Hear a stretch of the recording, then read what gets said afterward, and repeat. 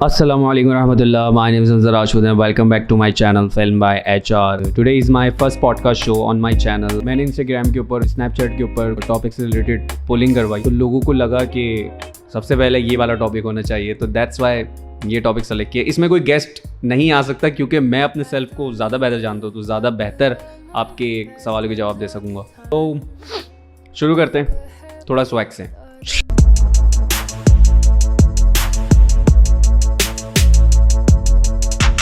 तो पहला क्वेश्चन है जो कि किसी का नहीं है और किसी से पूछा भी नहीं है, बट ये हमारे शो का क्वेश्चन है और मैं जिसको भी अपने साथ बिठा लूँगा जब भी, तो मैं हमेशा उनसे ये ज़रूर सवाल करूँगा कि are you happy with your life. इस बारे में मैं क्या सोचता हूँ, तो बहुत सिंपल है कि मैं बहुत खुश हूँ अपनी ज़िंदगी से, क्योंकि मैंने अपनी लाइफ का एक विजन बनाया हुआ है कि खुशियाँ हमेशा नहीं रहती और खुशियों को पाने के लिए हमेशा स्ट्रगल करना पड़ता है।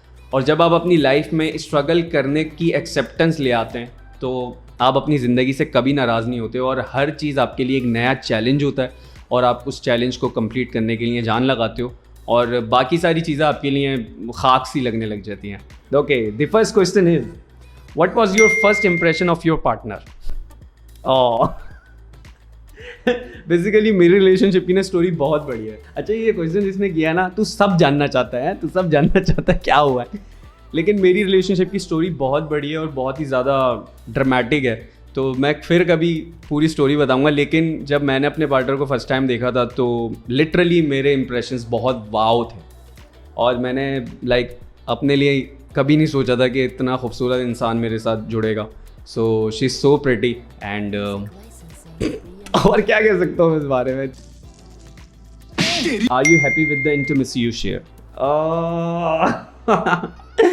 बहुत ही ज़्यादा डीप क्वेश्चन है ये, बट ये है कि मैं जिस टाइप की पर्सनालिटी हूँ, मुझे बड़ा मुश्किल लगता है कि मैं कोई फीलिंग्स किसी के साथ शेयर करूँ, बट मुझे अल्हम्दुलिल्लाह कुछ लोग ऐसे मिले हैं जिनके साथ अब मैं उनके साथ शेयर कर सकता हूँ। बट अभी तक मैंने अपनी लाइफ का एक इंटरेस्टिंग पार्ट जो है, जो सिर्फ मैं जानता हूँ, मेरा सेल्फ जानता है, वो मैंने कभी किसी के साथ शेयर नहीं किया, तो मैं इसके ऊपर एक्चुअल अपना कंट्रीब्यूशन नहीं दे पाऊँगा या आंसर नहीं दे पाऊँगा। बट स्टिल कोशिश यही करनी चाहिए कि जहाँ पर लीक होने का ख़तरा कम होना, वहीं पर ही आप ऐसी चीज़ करें तो ज़्यादा बेहतर होगा। मालूम है तेरे बाप को मत सिखा, चल। Do you like spending time with your partners, friends and family. Actually मुझे नहीं लगता कि कोई भी रिलेशन में वो वाली कंपनी इंजॉय कर पाएगा कि उसके फादर या उसके फ्रेंड्स साथ हों, क्योंकि आपकी जो पर्सनल रिलेशनशिप होती है वो जितना प्राइवेट रहे वो ज़्यादा बेहतर होता है।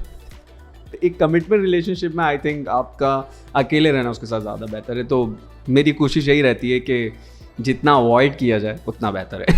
Oh my God, when was the last time you said I love you to your partner.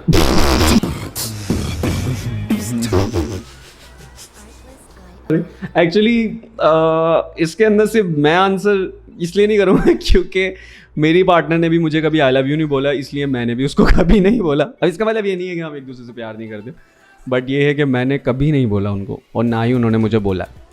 क्यों नहीं बोला है, reason. Have you not let your partner do something just because you feel jealous और angry. I don't think so कि मेरा self कभी ये हरकत करेगा, क्योंकि मुझे ऐसा लगता है जब एक कमिटमेंट रिलेशनशिप जो होती है, जिसमें आपने अपनी ज़िंदगी एक इंसान के साथ गुजारनी होती है, उसको पता होना चाहिए कि एक रिलेशनशिप को अच्छा रिलेशनशिप बिल्ड करने के लिए क्या चीज़ होती हैं, क्या चीज़ें ज़रूरी होती हैं, उसकी बाउंड्रीज़ क्या हैं, उनकी प्रायोरिटीज़ क्या हैं। क्योंकि जब आप पर्सनल रिलेशनशिप में जाते हो ना, तो मुझे ऐसा लगता है कि आपको बताने की ज़रूरत नहीं होनी चाहिए, आपके पार्टनर को खुद फील हो जाना चाहिए क्या है। जैसे मैं फॉर एग्ज़ाम्पल, मुझे पता है कि मेरी फियांसे के लिए क्या करना बेहतर है, कौन सी चीज़ों को उसके आसपास नहीं रहना, किस चीज़ों को अवॉइड करना है मुझे उसके साथ रहकर, तो ज़रूरत पेश नहीं आई अभी तक। Do you forgive your friend mistakes easily. वैसे बाय द वे मैं बहुत आसानी से माफ़ कर देता हूँ जिनसे भी कोई भी मिस्टेक हुई होती है मेरे दोस्तों से, बट मेरी जो बहुत बुरी आदत है वो ये है कि कुछ चीज़ें ऐसी होती हैं जो मेरे दिल में रह जाती हैं, और वो बहुत ज़्यादा ऐसी चीज़ें होती हैं जिससे मैं बहुत हर्ट हुआ हूँ। नॉर्मली मुझे चीज़ें हर्ट नहीं करती, बट बहुत छोटी छोटी चीज़ें होती हैं जो बहुत बड़ी होती हैं, लेकिन हमें इसलिए छोटी लगती हैं क्योंकि हमने कभी फील नहीं किया। तो उस टाइप की चीज़ें हो जाती है ना, तो मैं माफ़ तो ज़रूर कर देता हूँ, बट मेरे दिल में रह जाती है कि एक इंसान ने मेरे साथ ऐसा किया, लेकिन आहिस्ता आहिस्ता वो भी दिल से निकल जाती है। Is it really necessary to know everything from your partner's previous relationship?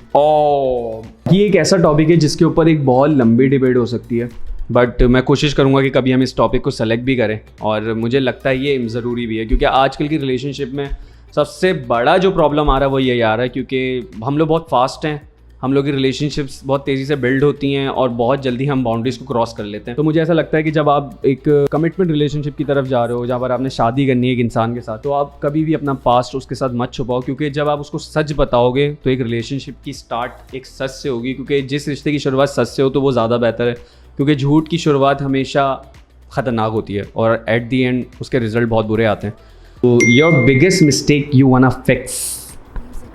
Might be I am wrong, but मुझे ऐसा फील आता है कि कुछ चीज़ें टूट जाना ही बेहतर होता है, और जब आप उसको जोड़ने की तरफ भागते हो ना तो वो मैसअप हो जाता है बहुत। तो मेरा बिहेव बहुत साइलेंट इसलिए हो गया है क्योंकि मेरी लाइफ में बहुत कुछ ऐसा हुआ है जिस पे मुझे रिग्रेट तो है, बट मुझे ऐसा लगता है कि वो सही भी था, क्योंकि उसके बाद आपकी लाइफ में एक सुकून आ जाता है जो कि मैंने फ़ील किया है, और फिर उसके बाद मुझे ये भी फ़ील आया कि वो सही था। तो कुछ चीज़ें टूट जाना ही बेहतर होता है, वो आपके लिए बेहतर होता है। आपको लगता है वो गलत है, बट वो आपके लिए ही बेहतर होता है। एट द एंड आपको ये चीज़ समझ आ जाती है कि वही सही था। तो will you sorry to your friend even thought it's not your fault? Many times जितने भी मेरे बेस्टीज देख रहे हैं वो ये बात जानते होंगे कि मैंने उनकी गलतियों पे कितनी दफ़ा सॉरी बोला है, बट मैंने इसलिए सॉरी बोला है क्योंकि फ्रेंड्स के अंदर अगर आपके वो बहुत क्लोज फ्रेंड्स हैं तो मुझे ऐसा लगता है कि सॉरी बोल के उस बात को ख़त्म कर देना चाहिए, क्योंकि बहुत छोटी छोटी बातें बड़ी बन जाती हैं एंड फिर आपको बाद में रिग्रेट होता है कि यार एटलीस्ट इस इंसान के साथ ऐसा नहीं होना चाहिए था। क्योंकि आई थिंक ज़बान ऐसी चीज़ है कि जब लफ्ज़ निकल जाए ना तो वापसी बहुत मुश्किल से आते हैं, तो कंट्रोल करना चाहिए, और अगर ऐसा हो गया तो फ़ौरन अपॉलॉजी करके उस बात को ख़त्म कर दें, वाइंड अप कर दें चीज़ों को। What are your favourite children's name? वैसे तो मेरे अभी तक कोई बच्चे नहीं हैं, बट मुझे बच्चों में ज़्यादातर बेटियां पसंद हैं, एंड लड़कियों में मुझे ज़ैनब ज़्यादा नाम पसंद है, एंड लड़कों में of course Hamza. How can I be a better friend to you? बहुत ख़ास इंसान ने इस क्वेश्चन पूछा है, एंड सबसे पहले तो मैं उनसे अपॉलॉजी करना चाहता हूँ। आप मेरी अच्छी दोस्त हैं, हाँ, जो पीछे जो कुछ हुआ उसको हमें अब भूल जाना चाहिए, एंड आपने जो कुछ किया है वो बहुत ज़्यादा है, इट्स इनफ हो गया है अब, तो हम अच्छे दोस्त हैं। What has your hardest goodbye in life been so far? मुझे पता है किसने पूछा ये क्वेश्चन। यस, मेरी लाइफ का बहुत हार्डेस्ट मोमेंट था जो कि मैं आपको एयरपोर्ट छोड़ने गया। ये मेरी बेस्ट फ्रेंड की बात हो रही है जो कि अमेरिका जा चुकी हैं, एंड वाकई मेरी लाइफ का सबसे हार्डेस्ट मोमेंट था वो। मुझे आप जैसी फ्रेंड नहीं मिली वैसी।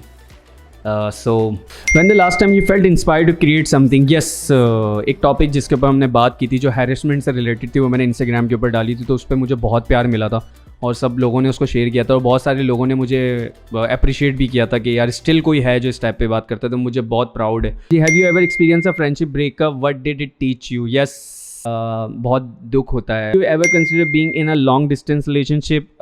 आई डोंट थिंक सो, बट जो सर्वाइवल हैं वो कर लेते हैं। What do you think the best way to resolve conflict is? खामोश हो जाओ, ज़्यादा बात करोगे बात बढ़ जाएगी। How did your parents meet? मेरा अब्बा अम्मा की लव मैरिज है। मैं ये सब नहीं बताऊंगा कैसे मिले, बट लव मैरिज है। Okay, do you feel that you have a healthy relationship with social media? Exactly, क्योंकि सोशल मीडिया के थ्रू आपके बंदे का पता चल रहा होता है कि हु इज़ ही और वो कहाँ पर मौजूद है, किन किन लोगों के साथ, क्योंकि आपके जो पार्टनर होता है ना उसने पूरी ज़िंदगी तो आपके साथ नहीं गुजारी ना, जो आपका पास्ट होता है वो आपका सोशल मीडिया ही बताता है। तो मुझे ऐसा लगता है अगर अच्छे वे में देखा जाए तो सोशल मीडिया एक अच्छा रिलेशन बिल्ड कर सकता है। What's been your most embarrassing moment? Oh my God, I have a story जो कि मैं आपको बताना चाहता हूँ। एक दफ़ा हम लोग एक्चुअली एक दफ़ा हम लोग कहीं से आ रहे थे, तो हम 3-4 फ्रेंड्स थे, उनकी अपनी अपनी गाड़ियाँ थी। तो लियारी एक्सप्रेस वे, जो कराची में रहते हैं उनको पता होगा लियारी एक्सप्रेस वे कौन सा है, तो हम लोगों ने वो रूट लिया। तो वहाँ पर ये होता है कि अंदर जाने से पहले ना एक पर्ची लेनी होती है, उसका जो चार्जेस दे के आप लियारी एक्सप्रेस वे पे जा सकते हो। तो मैंने क्या किया, मुझे ऐसा अंदाज़ा कि मेरे पीछे वाली गाड़ी वो मेरे दोस्त की है, सो मैंने उनको कहा कि यार ये पीछे वाली जो गाड़ी है ना इसके भी पैसे आप काट लें। तो हम काट के थोड़ा सा आगे बढ़ गए कि साथ एक गाड़ी को आगे बढ़ाएंगे ना। तो वो जो पीछे अंकल थे ना उन्होंने बोला कि पैसे ले लो। उन्होंने बोला नहीं यार वो आगे वाले बंदे ने आपके पैसे कटवा दिए। अब वो अंकल ना बहुत शॉक्ड हुए। उन्होंने बोला कि ऐसे कैसे किसी ने पैसे कटवा दिए, आप मेरे पैसे काटे और उसके पैसे वापसी थे। वो पैसे लेके ना आ गया है। तो जब अच्छा उन्होंने ना मुझे हॉर्न दे के बोला शीशा नीचे करो। तो मैंने कहा हु आर यू भाई, क्या मतलब क्यों शीशा नीचे करो? मालूम नहीं तेरे का मालूम नहीं, क्योंकि कराची में रहते हैं तो डर ही लगता है। तो हम लोगों ने बोला कि भाई क्यों कह रहे हैं। तो मैंने जब शीशा उतारा तो उन्होंने बोला बच्चे आपने हमारे पैसे क्यों दिए? मैंने कहा अंकल आप, मैं आपको क्यों पैसे दूंगा, आप मेरे कौन लगते हैं?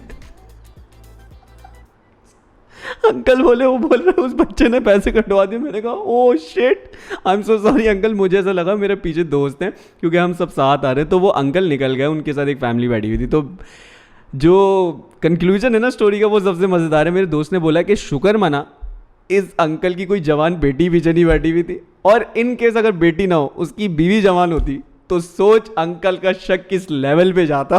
सच बोलो वरना मैं हिप्नोटाइज करके शुरू हो जाऊंगा, फिर सारी खुफिया बातें तुम्हारे अंदर से निकालूंगा। बोलो जल्दी बोलो जल्दी बोलो। Who do you look up the most and what qualities do you love about that person? बहुत सिंपल है। पैशनेट होना हो, ये बहुत बड़ी फिलॉसफी है कि भाई पैशनेट होना चाहिए, ये होना चाहिए, लॉयल होना चाहिए, हर हाल में सेक्रीफाइस करना आना होना चाहिए, प्रायोरिटीज़ कब किसको देनी है इसका ज्ञान होना चाहिए। और मुझे लगता है कि ये चीज़ें किसी के अंदर होती है ना तो ये सबसे बेस्ट चीज़ें और वही इंसान को अच्छा बनाती है। तो इस शो को ख़त्म करते हैं यहीं, बहुत ज़्यादा सेंटी हो गया है। और मैं आपको ये बताना चाहूँगा एंड में कि इस शो में बहुत सारा फ़न होने वाला है, बहुत सारे लोग बैठने वाले हैं, बहुत ज़्यादा 18+ भी हम बातें करेंगे, हर किस्म के टॉपिक्स लेके बैठेंगे और कोशिश करेंगे कि हमेशा पॉजिटिव व्यू आपके सामने रखें। तो आज के शो को ख़त्म करते हैं यहीं, जल्दी जल्दी से शो पर आ जाइए क्योंकि बहुत ज़्यादा फ़न होने वाला है। सो इजाज़त लेने का टाइम आ गया है। अस्सलाम वालेकुम वरहमतुल्लाह।